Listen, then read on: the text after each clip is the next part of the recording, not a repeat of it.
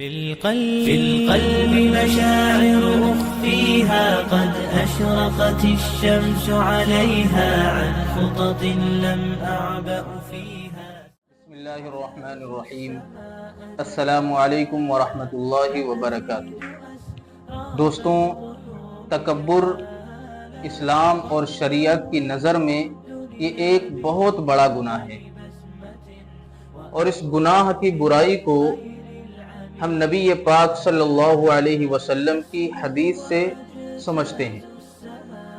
اللہ کے نبی صلی اللہ علیہ وسلم نے ارشاد فرمایا کہ جو کوئی انسان دنیا میں مرے گا اور اس کے دل کے اندر رائی کے دانے کے برابر بھی اگر تکبر ہوگا تو اس کو جنت میں داخل نہیں کیا جائے گا.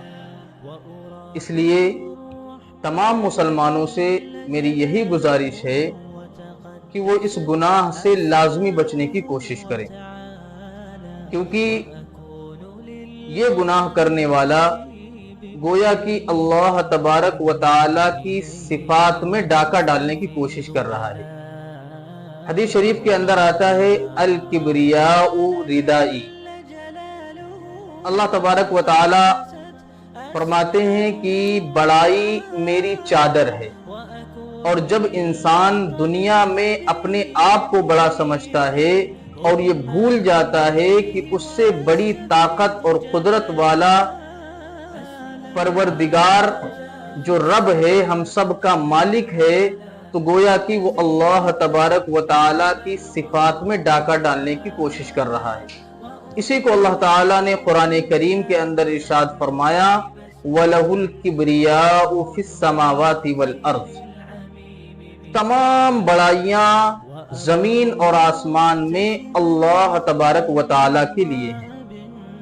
اور آئیے ہم سمجھنے کی کوشش کرتے ہیں کہ یہ تکبر کی برائی کیسے ہمارے اندر پیدا ہوتی ہے، کن چیزوں کی وجہ سے ہمارے اندر یہ برائی پیدا ہوتی ہے.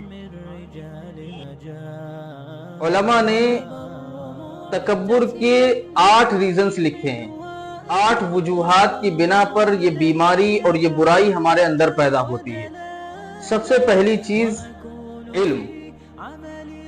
علم ایک ایسی چیز ہے جس سے انسان اپنے آپ کو بڑا سمجھنے لگتا ہے.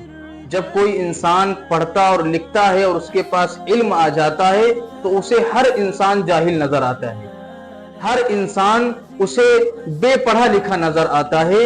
اس لیے حدیث شریف کے اندر آتا ہے من قال انا عالم فهو جاہل. جو یہ کہے کہ میں عالم ہوں تو وہ سمجھ لیجئے کہ وہ سب سے بڑا جاہل ہے.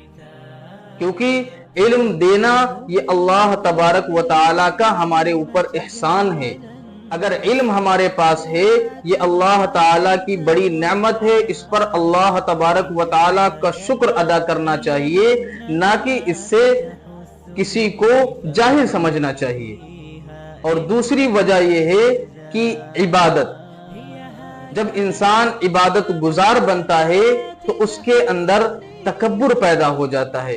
شیطان اسے ورغلانا شروع کر دیتا ہے کہ تم بڑے عبادت گار، متقی، پرہیزگار ہو اور باقی سب بیکار ہیں، باقی سب بیکار ہیں. اس لیے یہ تکبر اس انسان کے دل کے اندر پیدا ہونے لگتا ہے.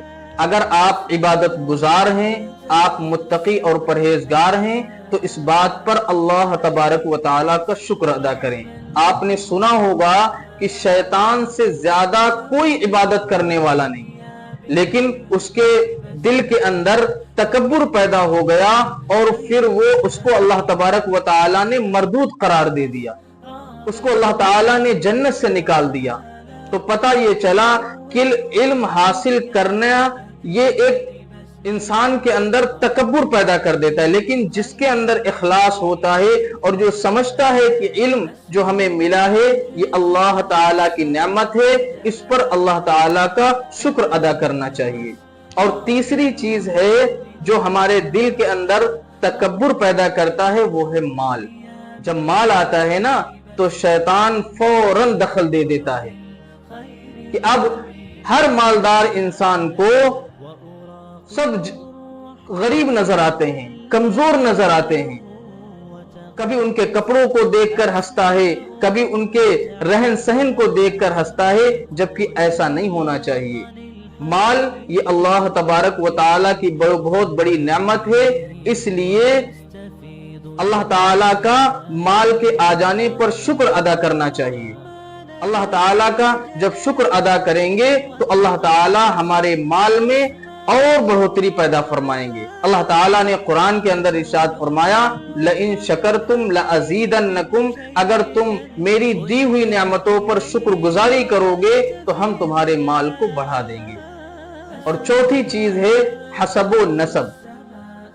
اللہ کے رسول صلی اللہ علیہ وسلم، بہت سارے لوگ حسب و نسب پر بڑا تکبر کرتے ہیں کہ ہمارا حسب بہت اونچا ہے، ہم فلاں قبیلے سے تعلق رکھتے ہیں، فلاں ذات سے ہمارا تعلق ہے، جبکہ حجۃ الوداع میں رسول اللہ صلی اللہ علیہ وسلم نے ارشاد فرمایا اب اسلام آ جانے کے بعد کوئی قبیلہ ایک دوسرے پر فخر نہیں کرے گا۔ اسلام نے تمام فخر کی چیزوں کو ختم کر دیا، ذات برادری کے فخر کی چیزوں کو ختم کر دیا۔ اب اسلام آ گیا، اب اللہ تبارک و تعالیٰ کے نزدیک سب سے متقی اور پرہیزگار انسان وہ ہے، اور سب سے زیادہ فخر والا انسان وہ ہے جس کے دل کے اندر تقوی ہے۔ اور پانچویں چیز یہ ہے کہ منصب اور عہدہ۔ جب انسان کے پاس کوئی عہدہ آ جاتا ہے نا تو اسے ہر انسان بیکار نظر آتا ہے، ہر انسان اسے بیکار اور کمزور نظر آتا ہے۔ اور چھٹی چیز ہے کامیابیاں۔ جب انسان کو کامیابیاں ملنے لگتی ہیں تو پھر وہ اللہ تعالیٰ کو بھول جاتا ہے، وہ یہ کہتا ہے لوگوں سے کہ میں مٹی کو بھی ہاتھ لگاتا ہوں تو وہ سونا بن جاتی ہے، میں جس کام میں ہاتھ ڈالتا ہوں اس کام میں کامیابیاں ہی کامیابیاں ملتی ہیں، جبکہ ایسا نہیں ہے۔ اس کو اللہ تعالیٰ کا شکر ادا کرنا چاہیے کہ اللہ تعالیٰ کا شکر ہے کہ وہ جتنے بھی ہم کام کرتے ہیں اس میں ہمیں کامیابی عطا فرماتا ہے۔ اور ساتویں چیز ہے حسن و جمال۔ جب انسان کا چہرہ خوبصورت ہوتا ہے، اس کا جسم خوبصورت ہوتا ہے تو اس کو تمام لوگ بدصورت نظر آتے ہیں، وہ اپنی خوبصورتی پر اتراتا ہے۔ جبکہ میں نے بھی دیکھا ہے اور آپ لوگوں نے بھی دیکھا ہوگا کہ بے شمار چہروں کو خراب ہوتے دیکھا ہے، بے شمار اچھے چہرے والوں کو اسپتالوں میں بھرتی دیکھا ہے۔ تو کبھی حسن و جمال پر تکبر نہیں کرنا چاہیے، اترا کر نہیں چلنا چاہیے، اترا کر نہیں چلنا چاہیے۔ اور آٹھویں چیز ہے طاقت۔